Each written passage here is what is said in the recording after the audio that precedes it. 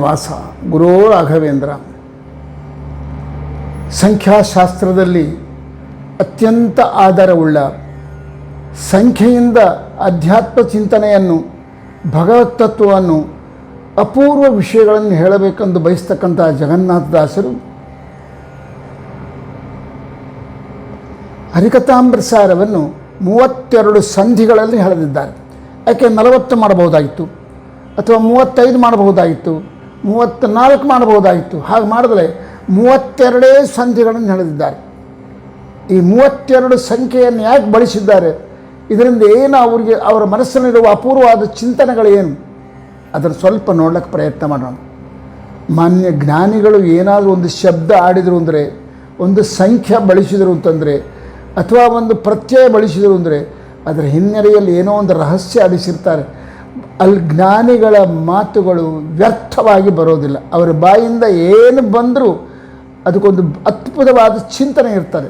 ಅದ ಕಾರಣ ಹಿಂದೆ ಭೌಭೂತಿ ಮಹಾಕವಿ ಒಂದು ಮಾತು ಹೇಳ್ತಾನೆ, ಲೌಕಿಕಾನಾಂ ಹಿ ಅರ್ಥಾನಾಂ ಶಬ್ದಾನಾಂ ವಾಚಮರ್ಥೋನುಧಾವತಿ ಋಷೀಣಾಂ ಪುನರಾದ್ಯಾನಾಂ ವಾಚಮರ್ಥೋನುಧಾವತಿ. ಋಷೀಣಾಂ ಪುನರಾದ್ಯಾನಾಂ ವಾಚಮರ್ಥೋನು. ಋಷಿಗಳೊಂದು ಮಾತು ಆಡಿದರು ಅಂದರೆ ಆ ಮಾತಿನೊಟ್ಟಿಗೆ ಅರ್ಥಗಳು ತರಿಸ್ತಾನೆ ಬರ್ತಾವಂತೆ. ಅಪೂರ್ವವಾದ ಅರ್ಥಗಳು ಬರ್ತಾವೆ. ಅಂದರೆ ವ್ಯರ್ಥವಾದ ಶಬ್ದವನ್ನಾಗಲಿ, ವ್ಯರ್ಥವಾದ ಪ್ರತ್ಯಯಗಳನ್ನಾಗಲಿ, ವ್ಯರ್ಥವಾಗಿ ಸಂಖ್ಯೆಗಳನ್ನಾಗಲಿ ಜ್ಞಾನಿಗಳು ಎಂದಿಗೂ ಪ್ರಯೋಗ ಮಾಡುವುದಿಲ್ಲ. ಮಾನ್ಯ ಮಾನವೀಯ ಜಗನ್ನಾಥದಾಸರು 32 ಸಂಧಿಗಳನ್ನು ಹೆಣೆದು ಆ 32 ಎಂಬ ಸಂಖ್ಯೆಯಿಂದ ಅಪೂರ್ವ ಚಿಂತನೆಯನ್ನು ಕೊಡ್ತಾರೆ. ಸ್ವಾಮಿ ಜಗನ್ನಾಥದಾಸರೇ, ನಿಮ್ಮ ಈ ಹರಿಕಥಾಮೃತಸಾರ ಯಾವುದನ್ನು ಆಧಾರ ಮಾಡಿಕೊಂಡದೆ? ಇನ್ನು ಮುಂದೆ 9 ಎನ್ನುವ ಸಂಖ್ಯೆಯಿಂದ ಭಾಳಷ್ಟು ಹೇಳ್ತಾರೆ. ಈ 32ರಿಂದ ಕೂಡ ಒಂದು ಅಪೂರ್ವ ಚಿಂತನೆಯನ್ನು ಕೊಡ್ತಾರೆ. ನಿಮ್ಮ ಹರಿಕಥಾಮೃತಸಾರ ಯಾವ ಗ್ರಂಥವನ್ನು ಆಧಾರ ಮಾಡಿಕೊಂಡಿದೆ, ಯಾವ ಗ್ರಂಥದ ಚಿಂತನೆಗಳನ್ನು ಕೊಡ್ತಾರೆ ಸ್ವಲ್ಪ ಹೇಳ್ತೀರಾದರೆ? ಅದಕ್ಕೆ 32 ನಾನು ಬಳಸಿದ್ದು. 32 ಸಂಖ್ಯೆಯ ಹಿನ್ನೆಲೆಯಲ್ಲಿ ಇದನ್ನು ಸೂರಿಸ್ತಾ ಇದ್ದೇನೆ. ಆಚಾರ್ಯ ಮಧ್ವರ ಅನೇಕ ಗ್ರಂಥಗಳಲ್ಲಿ ಅತ್ಯಪೂರ್ವವಾದದ್ದು ಯಾವುದು ಅಂತಂದರೆ ಭಾರತ ತಾತ್ಪರ್ಯ ನಿರ್ಣಯ. ಈ ಭಾರತ ತಾತ್ಪರ್ಯ ನಿರ್ಣಯ 32 ಸಂಧಿಗಳಲ್ಲಿ ಅಧ್ಯಾಯಗಳಲ್ಲಿ ಹಳೆಯಲ್ಪಟ್ಟது. ಸೊ ಭಗವತ್ ತತ್ವವನ್ನು ಅನೇಕ ಅಪೂರ್ವ ಪ್ರಮೇಯಗಳನ್ನು ಹೇಳತಕ್ಕಂಥ ಆಚಾರ್ಯ ಮಧ್ವರ ಭಾರತ ತಾತ್ಪರ್ಯ ನಿರ್ಣಯ 32 ಅಧ್ಯಾಯಗಳಲ್ಲಿ ಹಡಿಯಲ್ಪಟ್ಟದೆ. ನಾನು ಕೂಡ ಆ ಭಾರತ ತಾತ್ಪರ್ಯ ನಿರ್ಣಯನೇ ನನ್ನ ಈ ಹರಿಕಥಾಮೃತಸಾರಕ್ಕೆ, ಭಗವಂತ ನುಡಿಸ್ತಾ ಇರತಕ್ಕಂಥ ಈ ಹರಿಕಥಾಮೃತಸಾರಕ್ಕೆ ಪ್ರಮಾಣಭೂತವಾದದ್ದು.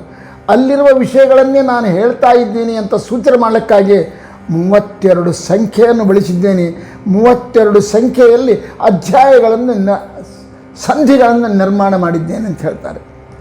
ಇನ್ನು ಅದಕ್ಕಿಂತ ಅಪೂರ್ವವಾದ ವಿಷಯ ಗೊತ್ತಿನ 32 ಲಕ್ಷಣಗಳಿಂದ ಕೂಡಿದವನು ಪರಮಾತ್ಮ. ಪರಮಾತ್ಮನ ಅನಂತ ರೂಪಗಳಿಗೆ ಭೇದ ಇಲ್ಲ.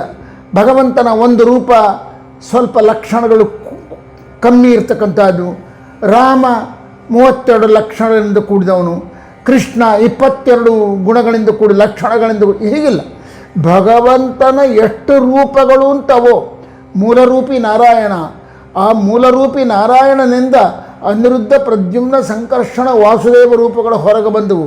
ಈ ಅನಿರುದ್ಧ ಪ್ರದ್ಯುಮ್ನ ಸಂಕರ್ಷಣ ವಾಸುದೇವ ರೂಪಗಳಿಂದ ಅನಂತಾನಂತ ರೂಪಗಳು ಹೊರಗೆ ಬಂದಿದ್ದಾವೆ. ಕೇಶವಾದಿ 24 ರೂಪಗಳು, ವಿಶ್ವಾದಿ ಸಹಸ್ರ ರೂಪಗಳು, ಈ ಎಷ್ಟೋ ಅಜಿತಾದಿ ಅನಂತ ರೂಪಗಳು.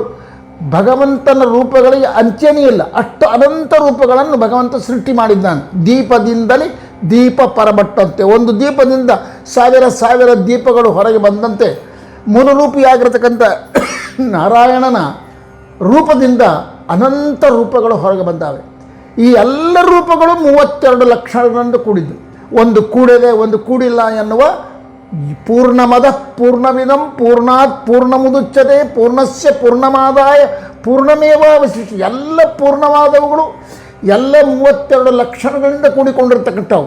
ಇದರಂತೆ ಬಿಂಬರೂಪಗಳು, ಜೀವಾಂತರ್ಯಾಮಿಯಾಗಿರ್ತಕ್ಕಂಥ, ಜೀವಾಂತರ್ಗತನಾಗಿರ್ತಕ್ಕಂಥ, ಆತ್ಮಶಬ್ದವಾಚ್ಯನಾಗಿರ್ತಕ್ಕಂಥ ಭಗವಂತನ ರೂಪಗಳು ಅನಂತ. ಎಷ್ಟು ಜೀವರಿದ್ದಾರೆ? ಜೀವರ ಅನಂತ್ಯ ನಮ್ಮ ಊಹೆಗೆ ನಿಲುಕದೇ ಇರತಕ್ಕಂಥದ್ದು. ಸಾತ್ವಿಕ, ರಾಜಸ, ತಾಮಸ ಈ ಎಲ್ಲ ಜೀವರುಗಳಲ್ಲಿ ಭಗವಂತ ಬಿಂಬರೂಪದಿಂದ ಇರ್ತಾನೆ. ಇಂಥ ಬಿಂಬರೂಪಗಳವಲ್ಲ, ಇದು 32 ಲಕ್ಷಣದಿಂದ ಕೂಡಿದ್ದೆ. ಭಗವಂತನ ಅವತಾರಗಳು 32 ಲಕ್ಷಣದಿಂದ ಕೂಡಿದ್ದು, ಭಗವಂತನ ಅನಂತ ರೂಪಗಳು 32 ಲಕ್ಷಣದಿಂದ ಕೂಡಿದ್ದು. ಪ್ರತಿ ಜೀವಿಯ ಹೃದಯದ ಒಳಗಿರ್ತಕ್ಕಂಥ ಬಿಂಬರೂಪ ಅಂತ ಏನದಲ್ಲ, ಅದು 32 ಲಕ್ಷಣದಿಂದ ಕೂಡಿದ್ದು. ಇಂಥ ಬಿಂಬರೂಪವನ್ನು 32 ಲಕ್ಷಣಗಳಿಂದ ಕೂಡಿದ ಬಿಂಬರೂಪಿಯ ಉಪಾಸನಾ ಪದ್ಧತಿಯನ್ನು, ಬಿಂಬನ ಅದ್ಭುತವಾದ ಲಕ್ಷಣಗಳನ್ನು ಹೇಳುವುದಕ್ಕೆ ನಾನು ಹೇಳ್ತಾ ಇದ್ದೇನೆ ಈ ಗ್ರಂಥದಲ್ಲಿಂತ ನಿಮಗೆ ತಿಳಿಸ್ಲಿಕ್ಕಾಗಿ 32 ಸಂಖ್ಯೆಯಿಂದ 32 ಸಂಧಿಗಳನ್ನು ಹಣದಿದ್ದಾರೆ ಜಗನ್ನಾಥದಾಸರು. ಇಷ್ಟು ಮಾತ್ರ ಅಲ್ಲ, ಇನ್ನೊಂದು ಅಪೂರ್ವವಾದ್ದು ಅಂದರೆ 32 ಅಂತಂಬೋ ಸಂಖ್ಯೆ ಅದಲ್ಲ, ಅದನ್ನು ಎಷ್ಟು ವಿಧವಾಗಿ ನಾವು ವಿಭಾಗ ಮಾಡ್ಬೋದು. 32 ಎಂಬುದು ಒಂದು ಪೂರ್ಣ ಸಂಖ್ಯೆ. ಅದು ಈ 32ರಲ್ಲಿ 3 ಒಂದದೆ 2 ಒಂದದೆ. ಈ 3 ಒಂದು ಕಡೆ ಇಡ್ರಿ, 2 ಒಂದು ಕಡೆ ಇಡ್ರಿ. ಸೊ 32 ಒಂದಾಯಿತು. 32ರಲ್ಲೇ ಇರತಕ್ಕಂಥ 3 1 2 1. ಈ 32ರಲ್ಲಿ 3 2 ಗುಣಾಕಾರ ಮಾಡಿದರೆ, ಅಂದರೆ ಇಂಟು ಮಾಡಿದರೆ 3 2 6 ಆಗ್ತದೆ. ಈ 3 2 ಕೂಡಿಸಿದರೆ, ಒಂದರಲ್ಲಿ ಒಂದು ಬೆರೆಸಿದರೆ 3 + 2 5 ಆಗ್ತದೆ. 3ರಲ್ಲಿ 2 ತೆಗೆದರೆ, ಅಂದರೆ ಮೈನಸ್ ಮಾಡಿದರೆ 3ರಲ್ಲಿ 2 ಹೋದರೆ 1 ಬರ್ತದೆ. ಸೊ 32 ಎನ್ನುವ ಸಂಖ್ಯೆಯನ್ನು ಹೇಗೆ ನೋಡ್ಬೋದು ಅಂದರೆ, 32 ಎಂದು ಪೂರ್ಣವಾಗಿ ನೋಡ್ಬೋದು, 3 ಅಂತ ನೋಡ್ಬೋದು, 2 ನೋಡ್ಬೋದು, 3ರಲ್ಲಿ 2 ತೆಗೆದರೆ 1 ಅಂತ ನೋಡ್ಬೋದು, 3ರಲ್ಲಿ 2 ಗುಣಾಕಾರ ಮಾಡಿದರೆ 5 ಅಂತ, 3 2 6 ಅಂತ ನೋಡ್ಬೋದು, 3 2 ಕೂಡಿಸಿದರೆ 5 ಅಂತ ನೋಡ್ಬೋದು. ಸೊ 32 3 2 5 6 ಮತ್ತು 1 ಇಷ್ಟು ಸಂಖ್ಯೆಗಳನ್ನು ಒಂದು 32 ಎಂಬುದರಲ್ಲಿ ಈ ಚಿಂತನೆಯನ್ನು ಕೊಟ್ಟ ಪುಣ್ಯಾತ್ಮರು ಬನ್ನಂಜೆ ಗೋವಿಂದಾಚಾರ್ಯ. ತಿರುಪತಿಗೆ ಹರಿಕಥಾಮೃತಸಾರದ ಪ್ರವಚನಕ್ಕಾಗಿ ಬಂದಾಗ ಈ ಅಪೂರ್ವ ವಿಷಯಗಳನ್ನು ಆ ಮಹಿತಾತ್ಮರು ಉಪನ್ಯಾಸದ ರೂಪದಲ್ಲಿ ಸಾರಿ ಹರಿಕಥಾಮೃತಸಾರದಲ್ಲಿ ಜಗನ್ನಾಥದಾಸರು ಬಳಸಿದ ಸಂಖ್ಯೆ, ಇವುಗಳ ಭವ್ಯ ಸ್ವರೂಪ ಎಂತಹದ್ದು, ಎಷ್ಟು ಅಪೂರ್ವವಾದ ವಿಷಯಗಳನ್ನು ತಿಳಿಸ್ತದೆ. ಯಾಕೆ ಇದನ್ನು ಊಹೆ ಮಾಡಬೇಕು ನಾವು? 32 ಎನ್ನುವ ಒಂದು ಸಂಖ್ಯೆಯನ್ನು 3 2 ಅಂತ ಮಾಡೋದು, 3ರಲ್ಲಿ 2 ಗುಣಾಕಾರ ಮಾಡಿ 6 ಅಂತ ಮಾಡೋದು, 3ರಲ್ಲಿ 2 ಪ್ಲಸ್ ಮಾಡಿ 5 ಅಂತ ಮಾಡೋದು, 3ರಲ್ಲಿ 2 ಕಳೆದು 1 ಅಂತ ಮಾಡೋದು, ಹೀಗೆ ಯಾಕೆ ಮಾಡಬೇಕು? ಇದರಿಂದ ಏನು? ಇದರಿಂದ ಅಪೂರ್ವ ರಹಸ್ಯಗಳನ್ನು ತಿಳಿಸ್ತಾರೆ ಜಗನ್ನಾಥದಾಸ್. ಮಾನವನ ಬಂಧನಕ್ಕೆ, ಮಾನವನನ್ನು ಮಾನವನನ್ನಾಗಿ ಮಾಡದಲೇ ಮಾನವನನ್ನು ಮೃಗವನ್ನಾಗಿ ಮಾಡತಕ್ಕಂಥದ್ದು ಯಾವುದು ಅಂದರೆ, ಮಾನವನಿಗೆ ಬಂದಿರತಕ್ಕಂಥ ಕಾಮ, ಕ್ರೋಧ, ಲೋಭ, ಮೋಹ, ಮದ, ಮಾತ್ಸರ್ಯ ಅಂತಕ್ಕಂಥ ಅರಿಷಡ್ ವರ್ಗಗಳು. ಈ 6 ಏನವಲ್ಲ, ಮಾನವನನ್ನು ಮಾನವನನ್ನಾಗಿ ಇಡೋದಿಲ್ಲ, ದಾನವನನ್ನಾಗಿ ಮಾಡ್ತದೆ, ಕೆಟ್ಟದಾಗಿ ಮಾಡಿಬಿಡ್ತವೆ. ಇಂಥ ಅರಿಷಡ್ ವರ್ಗಗಳು ನನಗೆ ದೂರ ಆಗಬೇಕಾದ್ರೆ ಹರಿಕಥಾಮೃತಸಾರ ಓದು ಅಂತ ಜಗನ್ನಾಥದಾಸ್ ತಿಳಿಸ್ತಾ ಇದ್ದಾರೆ. ಅದಕ್ಕೆ 6 ಎಂಬುವ ಸಂಖ್ಯೆಯನ್ನು 3 2 6 ಇಂಟು ಮಾಡಿದಾಗ 6 ಬಂತಲ್ಲ, 6ರಿಂದ ನಮಗೇನು ತೋರಿಸ್ತಾ ಇದ್ದಾರೆ ಅಂದರೆ, ಹರಿಕಥಾಮೃತಸಾರವನ್ನು ನೀನು ಓದಿದಿ ಅಂತಂದರೆ ಕಾಮಕ್ರೋಧ ಲೋಭ ಮೋಹ ಮದ ಮಾತ್ಸರಗಳು ನಿನ್ನಿಂದ ದೂರ ಆಗ್ತವೆ, ನೀನು ಶುದ್ಧಾತ್ಮನಾಗ್ತೀಯ, ನೀನು ಪವಿತ್ರಾತ್ಮನಾಗ್ತೀಯ, ಭಗವಂತನ ಉಪಾಸನೆಗೆ ಅರ್ಹತೆ ನಿನಗೆ ಬರ್ತದೆ ಅಂತ ಸೂಚನೆ ಮಾಡ್ತಾ ಇದ್ದಾರೆ. ಇನ್ನು 3 ಮತ್ತು 2 ಬೆರೆಸಿದರೆ, ಅಂದರೆ 2 ಪ್ಲಸ್ ಮಾಡಿದರೆ ಏನಾಗ್ತದೆ? 5 ಬರ್ತದೆ. 3 + 5 2 5 ಆಯಿತು. ಈ 5 ಎನ್ನುವ ಸಂಖ್ಯೆಯಿಂದ ಏನು ಸೂಚಿಸ್ತಾರೆ ಅಂದರೆ, ನನಗೆ ಹರಿಕಥಾಮೃತಸಾರವನ್ನು ಓದುವುದರಿಂದ ಪಂಚಭೇದಗಳ ಜ್ಞಾನ ತಿಳಿತದೆ. ಯಾಕೆಂದರೆ ಈ ವಿಶ್ವ ಅದಲ್ಲ, ಪಂಚಭೇದಾತ್ಮಕವಾದದ್ದು. ಏನಾ ಪಂಚಭೇದಗಳು? ಇರುವ ವಸ್ತುಗಳು 3, ಪರಮಾತ್ಮ ಒಬ್ಬನು, ಜೀವ ಒಂದು, ಜಡ ಒಂದು. ಜೀವ, ಜಡ, ಪರಮಾತ್ಮ, ಈ 3ರಲ್ಲಿ ಭೇದ ಇದೆ. ಹಾಗೆ ಜೀವ ಭೇದ. ಒಂದು ಜೀವಿ ಇದ್ದಂತೆ ಇನ್ನೊಂದು ಜೀವಿ ಇಲ್ಲ. ಒಂದು ಜೀವಿಯ ಸ್ವಭಾವ ಬೇರೆ, ಇನ್ನೊಂದು ಜೀವಿಯ ಸ್ವಭಾವ ಬೇರೆ. ಒಂದು ಜೀವಿಯ ಅನುಭವ ಬೇರೆ, ಮತ್ತೊಂದು ಜೀವಿಯ ಅನುಭವ ಬೇರೆ. ಇದು ನಮ್ಮ ಪ್ರತಿ ಜೀವಿಯ ಅನುಭವದಲ್ಲಿರ್ತಕ್ಕಂಥದ್ದು. ನಾವು ಪ್ರತ್ಯಕ್ಷ ನೋಡ್ತಾ ಇದ್ದೀವಿ. ಒಬ್ಬರಿದ್ದಂತೆ ಒಬ್ಬರಿಲ್ಲ, ಒಬ್ಬರ ಅನುಭವ ಬೇರೆ, ಒಬ್ಬರ ಸ್ವಭಾವ ಬೇರೆ, ಇನ್ನೊಬ್ಬರ ಸ್ವಭಾವ ಬೇರೆ. ಸೊ ಜೀವಿ ಭೇದ, ಜಡ ಭೇದ. ಜಡಗಳಲ್ಲೇ ಭೇದ ಕೊಡ ಬೇರೆ, ಮತ್ತು ಗುಡ್ಡ ಬೇರೆ, ಕಲ್ಲು ಬೇರೆ, ಮಣ್ಣು ಬೇರೆ, ಎಲ್ಲ ಒಂದೊಂದು ಬೇರೆ ಬೇರೆ, ಅದರ ಲಕ್ಷಣ ಬೇರೆ, ಅವುಗಳ ಗುಣಗಳು ಬೇರೆ. ಸೊ ಜಡಗಳು ಬೇರೆ, ಜೀವರು ಬೇರೆ, ಜಡಗಳು. ಜೀವ ಭೇದ ಅಂಬೋದು ಒಂದನೇದು ಭೇದ, ಜಡ ಭೇದ ಅಂಬೋದು ಎರಡನೇ ಭೇದ. ಜೀವ ಮತ್ತು ಜಡಕ್ಕ ಭೇದ. ಜೀವ ಜಡ ಒಂದೇ ಆಗಲ್ಲ, ಕಲ್ಲು ಜೀವಿ ಒಂದೇ ಆಗ್ತಾನ. ಈ ನಮ್ಮ ದೇಹ ಅದ, ಇದು ಜಡ. ಈ ಜಡಾತ್ಮಕವಾದ ಈ ದೇಹದ ಒಳಗೆ ಭಗವಂತ ಜೀವಿ ಇದ್ದಾನೆ. ಈ ಜೀವಿ ಹೋದ ಅಂದರೆ ಈ ದೇಹ ಏನಾಗ್ತಲ್ಲ, ಮಣ್ಣು ಪಾಲಾಗ್ತದೆ, ಸುಟ್ಟು ಬಿಡ್ತಾರೆ, ಇದು ಜಡ ಆಗ್ತದೆ. ಇದಕ್ಕೇನು ಚೈತನ್ಯ ಇರುವುದಿಲ್ಲ. ಜೀವಿ ಒಳಗಿದ್ದ ಅಂದರೆ ಕೈ ಆಡ್ತದೆ, ಕಾಲಾಡ್ತದೆ, ಕಣ್ಣಾಡ್ತದೆ, ಕಣ್ಣು ನೋಡ್ತದೆ, ಮೂಗು ಮುಸಿ ನೋಡ್ತದೆ. ಅದೇ ಜೀವಿ ದೇಹದಿಂದ ಹೊರಗೆ ಹೋದ ಅಂದರೆ ಅದೇ ಕಣ್ಣಿರ್ತದೆ, ಅದೇ ಕಿವಿ ಇರ್ತದೆ, ಅದೇ ಕೈ ಇರ್ತವೆ, ಅದೇ ಕಾಲು, ಆದರೆ ಅವೇನು ಮಾಡ್ಲಿಕ್ಕಾಗಲ್ಲ, ಜಡ. ಸೊ ಜೀವಿ ವಾಸ ಮಾಡ್ತಕ್ಕಂಥ ದೇಹ ಜಡ, ಒಳಗಿರ್ತಕ್ಕಂಥ ಜೀವಿ. ಈ ಜೀವಿ ಮತ್ತು ಜಡಕ್ಕೆ ಭೇದ, ಜಡ ಭೇದ, ಜೀವರಿಗೆ ಭೇದ, ಜೀವ ಜಡಕ್ಕೆ ಭೇದ. ಅದರಂತೆ ಜೀವಿಗೂ ಪರಮಾತ್ಮನಿಗೂ, ಈ ಜೀವಿಗೆ ನಿಯಾಮಕನಾಗಿ ಇವನನ್ನು ಪಾಲಿಸ್ತಕ್ಕಂಥ ಭಗವಂತ ಒಬ್ಬನಿದ್ದಾನಲ್ಲ, ಅವನು ಬೇರೆ, ಜೀವ ಬೇರೆ. ಮತ್ತು ಆ ಜಡಗಳನ್ನು ನಿಯಮನ ಮಾಡ್ತಕ್ಕಂಥ ಭಗವಂತ ಬೇರೆ, ಜಡ ಬೇರೆ. ಸೊ ಜಡ ಬೇರೆ, ಜೀವ ಬೇರೆ, ಜಡ ಬೇರೆ, ಜೀವ ಪರಮಾತ್ಮ ಬೇರೆ, ಜಡ ಪರಮಾತ್ಮ ಬೇರೆ. ಇದು ಪಂಚಭೇದಗಳು. ಇಂಥ ಪಂಚಭೇದಗಳ ಜ್ಞಾನ ಈ ಹರಿಕಥಾಮೃತ ಸಾರದ ಅಧ್ಯಯನದಿಂದ ನಿಮಗೆ ಉಂಟಾಗ್ತದೆ. ಬರೇ ಇದು ಮಾತ್ರ ಅಲ್ಲ, ಇದರೊಟ್ಟಿಗೆ ಪಂಚರೂಪಿಯಾದ ಭಗವಂತನ ಪರಿಚಯ ನಿಂಗಾಗ್ತದೆ. ಹರಿಕಥಾಮೃತ ಸಾರ ಓದು ನಿನಗೆ ಅನಿರುದ್ಧ, ಪ್ರದ್ಯುಮ್ನ, ಸಂಕರ್ಷಣ, ವಾಸುದೇವ, ನಾರಾಯಣ, ಭಗವಂತನ ಅನೇಕ ರೂಪಗಳನ್ನು ನಾನು ಇಲ್ಲಿ ಹೇಳ್ತೀನಿ ಹರಿಕಥಾಮೃತ ಸಾರದಲ್ಲಿ. ಆದರೆ ಪ್ರಧಾನವಾಗಿ ಯಾವುದನ್ನು ಹೇಳ್ತೀನಿ ಅಂದರೆ ಪಂಚಭಗವದ್ ರೂಪಗಳ ಬಗ್ಗೆ ಹೆಚ್ಚು ಚಿಂತನೆ ಕೊಡ್ತೀನಿ.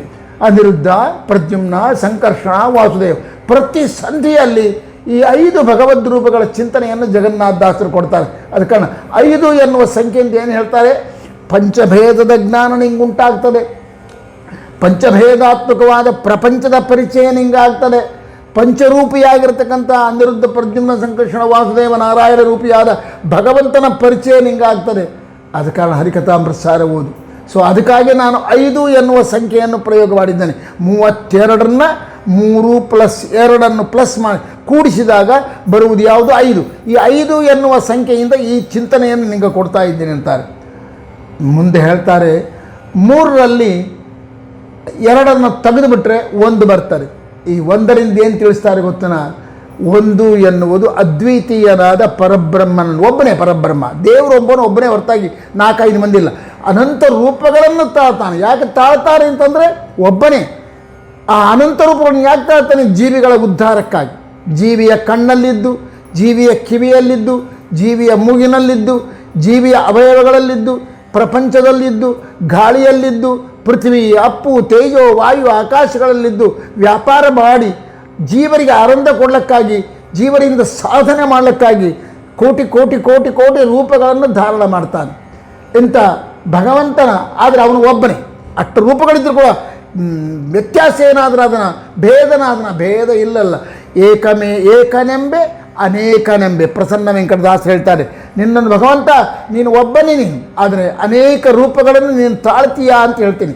ಸೊ ಆ ಏಕಮೇವಾದ್ವಿತೀಯನಾಗಿರ್ತಕ್ಕಂಥ ಪರಬ್ರಹ್ಮ, ಸರ್ವೋತ್ತಮನಾದ ಪರಬ್ರಹ್ಮನ ಪರಿಚಯ ಈ ಹರಿಕಥಾಮೃತ ಸಾರದಿಂದ ಆಗ್ತದೆ. 3 ಅಂತ ಒಂದದೆ, 2 ಅಂತ ಒಂದದೆ. 3 ಅಂತಂದ್ರೆ ಏನು, ನಿಂಗೆ ಈ ಹರಿಕಥಾಮೃತ ಸಾರ ಅಧ್ಯಯನ ಮಾಡಿದೆ ಅಂತಂದರೆ ಜ್ಞಾನ, ಭಕ್ತಿ, ವೈರಾಗ್ಯಗಳು 3 ಕಾಲಗಳಲ್ಲಿ ಉಂಟಾಗ್ತದೆ. ಮುಂಜಾನೆ ಭಕ್ತಿ ಇತ್ತು, ಮಧ್ಯಾಹ್ನ ಭಕ್ತಿ ಇಲ್ಲ, ಸಾಯಂಕಾಲ ಇಲ್ಲ. ಹರಿಕಥಾಮೃತ ಸಾರ ಅಧ್ಯಯನ ಮಾಡಿದೆ ನಿನಗೆ ಯಾವಾಗಲೂ ಎಲ್ಲ ಕಾಲದಲ್ಲಿ ಜ್ಞಾನ ತುಂಬಿ ತುಳುಕ್ತದೆ, ಎಲ್ಲ ಕಾಲದಲ್ಲಿ ಭಕ್ತಿ ತುಂಬಿ ತುಳುಕ್ತದೆ, ಎಲ್ಲ ಕಾಲದಲ್ಲಿ ವೈರಾಗ್ಯದಿಂದ ಪೂರ್ಣ. ತ್ರಿಕಾಲಗಳಲ್ಲಿ ಜ್ಞಾನ, ಭಕ್ತಿ, ವೈರಾಗ್ಯಗಳಿಂದ ಪೂರ್ಣನಾಗಿ ಬಾಳ್ತೀಯ. ಯಾಕೆ, ಈ ಹರಿಕಥಾಮೃತ ಸಾರ ಅಧ್ಯಯನ ಮಾಡೋದರಿಂದ. ಇದನ್ನು 3 ಎನ್ನುವ 32ರಲ್ಲಿರುವ 3 ಎನ್ನುವ ಶಬ್ದದಿಂದ, ಸಂಖ್ಯೆಯಿಂದ ಸೂಚನೆ ಮಾಡ್ತಾ ಇದ್ದಾರೆ. 2 ಏನು ಗೊತ್ತಾ, ಪುನರಪಿ ಜನನಂ ಪುನರಪಿ ಮರಣಂ. ಹುಟ್ಟು ಸಾವುಗಳು ನಿನ್ನ ಜೀವನದಲ್ಲಿ ಬರೋದಿಲ್ಲ. ಈ ಹರಿಕಥಾಮೃತ ಸಾರವನ್ನು ಅಧ್ಯಯನ ಮಾಡಿದಂತೆ ಮತ್ತೆ ಪುನರಪಿ ಜನನಂ ಪುನರಪಿ ಮರಣಂ ನಿನಗೆ ಇರೋದಿಲ್ಲ. ಅಂದರೆ ಹುಟ್ಟು ಸಾವುಗಳಿಂದ ದೂರ ಆಗ್ತೀಯ. 2 ನಿನಗೆ ಸುಖ ಜ್ಞಾ, 2 ನಿನಗೆ ಅಂದರೆ ಸಿದ್ಧಿ, ಸಾಧನ 2 ನಿನಗೆ ಲಭ್ಯವಾಗ್ತವೆ.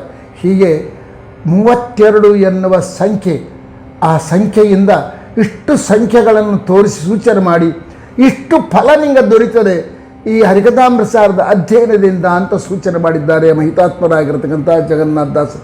ಇದನ್ನು ನಾವು ಚಿಂತನೆ ಮಾಡಿಕೊಂಡಾಗ ಹರಿಕಥಾಮೃತಸಾರದ ವಿರಾಟ್ ರೂಪ 32 ಸಂಖ್ಯೆ ಒಂದೇ ಒಂದು ಸಣ್ಣದು, ಆದರೆ ಅದನ್ನು ವಿಭಾಗ ಮಾಡಿದರೆ ಎಷ್ಟು ರೂಪಗಳು ಬಂತು, ಎಷ್ಟು ಚಿಂತನೆ ಬಂತು, ಎಷ್ಟೋ ಜ್ಞಾನ ನಮಗೆ ಉತ್ಪನ್ನವಾಯಿತು. ಸೊ ಇದನ್ನು ನಿನಗೆ ಕೊಡ್ತೀನಿ ಅಂತ ಇದನ್ನು ಚಿಂತನೆ ಮಾಡುವಂಥ ಸೂಚನೆ ಮಾಡಲಿಕ್ಕಾಗಿ ಮಾನ್ಯ ಮಾನವೀ ಜಗನ್ನಾಥ ದಾಸರು 32 ಎಂಬ ಸಂಖ್ಯೆಯನ್ನು ಪ್ರಯೋಗ ಮಾಡಿದ್ದಾರೆ. ಇದರಂತೆ ನಾಂದಿ ಪದ್ಯ ಏನದಲ್ಲ, ಆ ನಾಂದಿ ಪದ್ಯದಲ್ಲಿ 9 ಶಬ್ದಗಳನ್ನು ಪ್ರಯೋಗ ಮಾಡಿದ್ದಾರೆ. ಈಗಾಗಲೇ ಹೇಳಿದ್ದೀನಿ, ಮತ್ತೊಮ್ಮೆ ಜ್ಞಾಪಕ ತರ್ತೀನಿ.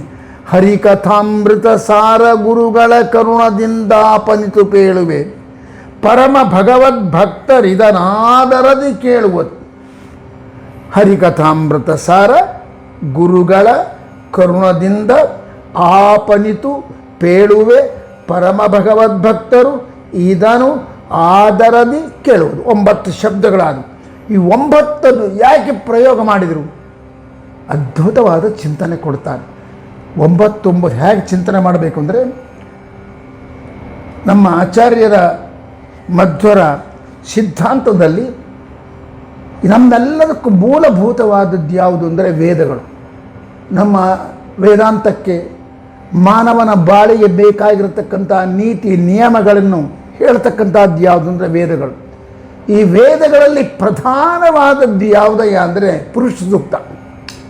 ಋಗ್ವೇದ ಮೊದಲನೆಯದು, 2ನೇದು ಯಜುರ್ವೇದ, 3ನೇದು ಸಾಮವೇದ, 4ನೇ ವೇದ ಅಥರ್ವವೇದ ಏನದಲ್ಲ, ಈ 3 ವೇದಗಳಿಂದ ಹುಟ್ಟಿದ್ದು.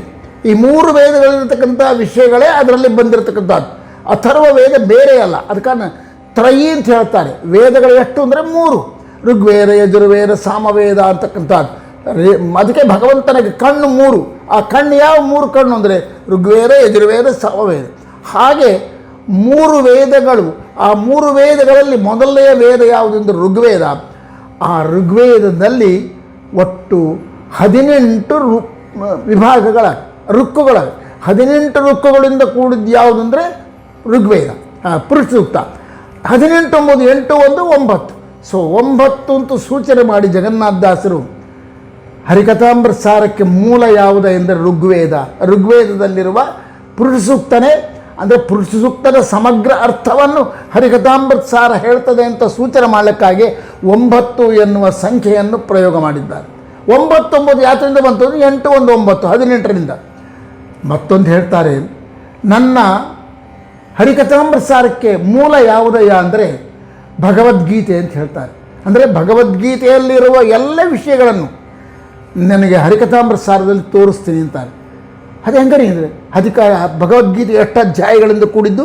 18 ಅಧ್ಯಾಯಗಳಿಂದ ಕೂಡಿದ್ದು. 18 ಪ್ಲಸ್ ಮಾಡು 1, 8, 9. ಸೊ 9 ಸಂಖ್ಯೆ ಪ್ರಯೋಗ ಮಾಡಿ ದಾಸರು ಹೇಳ್ತಾರೆ, ಭಗವದ್ಗೀತೆಯ ಎಲ್ಲ ರಹಸ್ಯಗಳನ್ನು ನಾನು ಈ ಹರಿಕಥಾಮೃತ ಸಾರದಲ್ಲಿ ಹೇಳ್ತಾ ಇದ್ದೀನಿ ಮಗು. ಇನ್ನು ಉಪನಿಷತ್ತುಗಳಲ್ಲಿ ಅತ್ಯಂತ ಸುಂದರವಾದ ಉಪನಿಷತ್ತು ಯಾವುದು? ಚಿಕ್ಕದಾದದ್ದು, ಚೊಕ್ಕದಾದದ್ದು, ಅದ್ಭುತವಾದ ಪ್ರಮೇಯನ್ನು ತಿಳಿಸ್ತಕ್ಕದ್ದಾದ ಈಶಾವಾಸ್ಯೋಪನಿಷತ್. ಈಶಾವಾಸ್ಯೋಪನಿಷತ್ತರಲ್ಲಿ ಎಷ್ಟು ಮಂತ್ರಗಳವೆ ಅಂದರೆ 18 ಮಂತ್ರಗಳ. ಇಂಥ 18 ಮಂತ್ರಗಳಿಂದ ಕೂಡಿದ ಈಶಾವಾಸ್ಯೋಪನಿಷತ್ತಿನ ಸಕಲ ಅರ್ಥವನ್ನು ನಾನು ಹರಿಕಥಾಮೃತ ಸಾರದಲ್ಲಿ ಅಂದರೆ ಒಂದೇ ಉಪನಿಷತ್ತು ಈಶಾವಾಸ್ಯೋಪನಿಷತ್ತಿನ ಅರ್ಥ ಮಾತ್ರ ಹೇಳ್ತಾರೆ. ಈಶಾವಾಸ್ಯೋಪನಿಷತ್ತು ಅಂತಂದುಕೊಂಡು ಎಲ್ಲ ಉಪನಿಷತ್ತುಗಳನ್ನು ತಗೋಬೇಕು. ಉದಾಹರಣೆಯೇ ಈಶಾವಾಸ್ಯೋಪನಿಷತ್ತು. ಈಶಾವಾಸ್ಯೋಪನಿಷತ್ತಿನಂತೆ ಎಷ್ಟು ಉಪನಿಷತ್ತುಗಳವೋ ಅಷ್ಟು ಉಪನಿಷತ್ತುಗಳ ರಹಸ್ಯವನ್ನು ನಾನು ಈ ಹರಿಕಥಾಮೃತ ಸಾರದಲ್ಲಿ ಹೇಳ್ತಾ ಇದ್ದೀನಿ ಅಂತ ಸೂಚನೆ ಮಾಡಲಿಕ್ಕಾಗಿ 9 ಶಬ್ದ ಪ್ರಯೋಗ ಮಾಡಿದ್ವಿ. ಅದರಲ್ಲಿ ಒಂದು ಉಪನಿಷತ್ತು ತಗೋಬೇಕು ನಾವು, ಈಶಾವಾಸ್ಯೋಪನಿಷತ್ತು. ಈಶಾವಾಸ್ಯೋಪನಿಷತ್ತು ಎಷ್ಟು ಮಂತ್ರಗಳವೆ? 18 ಮಂತ್ರಗಳವೆ. 18 ಪ್ಲಸ್ ಮಾಡಿದರೆ 1 + 8 9. ಸೊ 9 ಸಂಖ್ಯೆಯನ್ನು ಪ್ರಯೋಗ ಮಾಡಿ ಈಶಾವಾಸ್ಯೋಪನಿಷತ್ತೆ ಮೊದಲಾದ ಎಲ್ಲ ಉಪನಿಷತ್ತುಗಳ ಅರ್ಥವನ್ನು ನಾನು ಈ ಹರಿಕಥಾಮೃತ ಸಾರದಲ್ಲಿ ಪ್ರಯೋಗ ಮಾಡ್ತಾ ಇದ್ದೇನೆ, ತಿಳಿಸ್ತಾ ಇದ್ದೀನಿ. ನಿನ್ನ ಜೀವನ ಪಾವನ ಮಾಡಿಕೊಳ್ಳುವಂತಾರೆ. ಇನ್ನು 18 ಇನ್ನೊಂದು ಅದ್ಭುತವಾದ ಭಾರತ 18 ಪರ್ವಗಳಿಂದ ಕೂಡಿಕೊಂಡಿರ್ತಕ್ಕಂಥದ್ದು. ಇಂಥ ಭಾರತದ ರಹಸ್ಯವನ್ನೆಲ್ಲ ಹರಿಕಥಾಮೃತ ಸಾರದಲ್ಲಿ ಹೇಳ್ತಾ ಇದ್ದೀವಿ. ಹೌದು, ವ್ಯಾಖ್ಯಾನಗಳನ್ನು ನೋಡಿದರೆ ಗೊತ್ತಾಗ್ತದೆ ಭಾರತದಲ್ಲಿರ್ತಕ್ಕಂಥ ಅಪೂರ್ವ ವಿಷಯಗಳೆಲ್ಲ ಕೂಡ ಹರಿಕಥಾಮೃತ ಸಾರದಲ್ಲಿ ಬರ್ತದೆ, ಸ್ಪಷ್ಟವಾಗಿ ಬರ್ತದೆ. ಮತ್ತು ಸೊ 9 ಎನ್ನುವ ಸಂಖ್ಯೆಯನ್ನು ಪ್ರಯೋಗ ಮಾಡಿ 18 ಪರ್ವಗಳಿಂದ ಕೂಡಿದ ಭಾರತದ ವರರಹಸ್ಯಗಳೆಲ್ಲವನ್ನು ಕೂಡ ನಾನು ಈ ಹರಿಕಥಾಮೃತಸಾರದಲ್ಲಿ ಹೇಳ್ತಾ ಇದ್ದೀನಿ ಎಂದು ಸೂಚನೆ ಕೊಡ್ತಾ ಇದ್ದಾರೆ. ಭಾಗವತ ಅದು 12 ಪರ್ವಗಳಿಂದ 12 ಸ್ಕಂದಗಳಿಂದ ಕೂಡಿದ್ದು ಕೂಡ 18,000 ಶ್ಲೋಕಗಳಿಂದ ಕೂಡಿದ್ದು. 18,000 ಶ್ಲೋಕಗಳಿಂದ ಕೂಡಿರ್ತಕ್ಕಂಥ ಭಾಗವತದ ಎಲ್ಲ ರಹಸ್ಯಗಳು ನನ್ನ ಈ ಹರಿಕಥಾಮೃತಸಾರದಲ್ಲಿದೆ ನೋಡ್ರಿ. 18,000 1 8 ಆಮೇಲೆ ಸೊನ್ನೆಗಳು ಕೌಂಟ್ ಆಗಲ್ಲ. 1 8 ಪ್ಲಸ್ ಮಾಡಿದರೆ 9 ಆಗ್ತದೆ. ಸೊ 9 ಶಬ್ದವನ್ನು ಸಂಖ್ಯೆಯನ್ನು ಪ್ರಯೋಗ ಮಾಡಿ ದಾಸರು ಹೇಳ್ತಾರೆ, ಒಟ್ಟು ಭಾಗವತದ ವರರಹಸ್ಯಗಳೆಲ್ಲವನ್ನು ಕೂಡ ನಿನಗೆ ತಿಳಿಸ್ತಾ ಇದ್ದೀನಿ ಎಂಬುವರು ಚಿಂತನೆಯನ್ನು ನಮಗೆ ಕೊಡ್ತಾರೆ. ಹೀಗೆ ಮಾನ್ಯ ಮಾನವೀ ಜಗನ್ನಾಥದಾಸರು 9 ಎನ್ನುವ ಸಂಖ್ಯೆಯನ್ನು ಪ್ರಯೋಗ ಮಾಡಿ ನನ್ನ ಹರಿಕಥಾಮೃತಸಾರ ನಿಷ್ಪ್ರಮಾಣವಾದದ್ದಲ್ಲ, ಸುಮ್ಮನೆ ಏನೋ ಒಂದು ವಿಷಯ ಹೇಳಿಕೊಂಡಿನಿ ಅಂತ ನಾನು ಚಿಂತನೆ ಮಾಡಬೇಡ. ವೇದಗಳಲ್ಲಿರುವ ರಹಸ್ಯಗಳನ್ನೆಲ್ಲ ಹೇಳ್ತೀನಿ. ಪ್ರಧಾನವಾಗಿ ವೇದಗಳಲ್ಲಿ ಮಾತೃಸ್ಥಾನೀಯವಾಗಿರತಕ್ಕಂಥ ಪುರುಷಸೂಕ್ತದ ರಹಸ್ಯ ಹೇಳ್ತೀನಿ. ಉಪನಿಷತ್ತುಗಳಲ್ಲಿ ಅತ್ಯಂತ ಶ್ರೇಷ್ಠವಾದ ಈಶಾವಾಸ್ಯೋಪನಿಷತ್ತೆ ಮೊದಲಾದ ಎಲ್ಲ ಉಪನಿಷತ್ತುಗಳ ರಹಸ್ಯವನ್ನು ಹೇಳ್ತೀನಿ. 18 ಪರ್ವಗಳಿಂದ ಕೂಡಿದ ಭಾರತದ ರಹಸ್ಯಗಳನ್ನು ಹೇಳ್ತೀನಿ. ಆ ಭಾರತದಲ್ಲಿ ಒಂದು ಭಾಗವಾಗಿರ್ತಕ್ಕಂಥ 18 ಅಧ್ಯಾಯಗಳಿಂದ ಕೂಡಿದ ಭಗವದ್ಗೀತೆಯ ರಹಸ್ಯವನ್ನು ಹೇಳ್ತೀನಿ. 18,000 ಶ್ಲೋಕಗಳಿಂದ ಕೂಡಿರ್ತಕ್ಕಂಥ ಭಾಗವತದ ರಹಸ್ಯಗಳನ್ನೆಲ್ಲ ಕೂಡ ಈ ನನ್ನ ಹರಿಕಥಾಮೃತಸಾರ ಹೇಳ್ತೀನಿ. ಅದ ಕಾರಣ ಹರಿಕಥಾಮೃತಸಾರದನ್ನು ಅಧ್ಯಯನ ಮಾಡಿರಿ ಅಂದರೆ ಹರಿಕಥಾಮೃತಸಾರಕ್ಕೆ ಪ್ರಾಮಾಣ್ಯವನ್ನು ಹೇಳ್ತಾ ಇದ್ದಾರೆ. ಇಂಥ ಮಾನ್ಯಮಾನವೀ ಜಗನ್ನಾಥದಾಸರ ಇನ್ನೂ ಏನೇನು ಸಂಖ್ಯೆಗಳನ್ನು ಪ್ರಯೋಗ ಮಾಡಿದ್ದಾರೆ ಅದನ್ನು ನಾವಿನ್ನು ವಿಸ್ತಾರವಾಗಿ ನೋಡೋಣ ಅಂತ ಹೇಳ್ತಾ ಇವತ್ತು ಇಲ್ಲಿ ಕಾರ್ಯಕ್ರಮ ಮುಗಿಸೋಣ, ಸಮಾಪ್ತಿ ಮಾಡೋಣ. ಹರೇ ಶ್ರೀನಿವಾಸ ಗುರೋ ರಾಘವೇಂದ್ರ.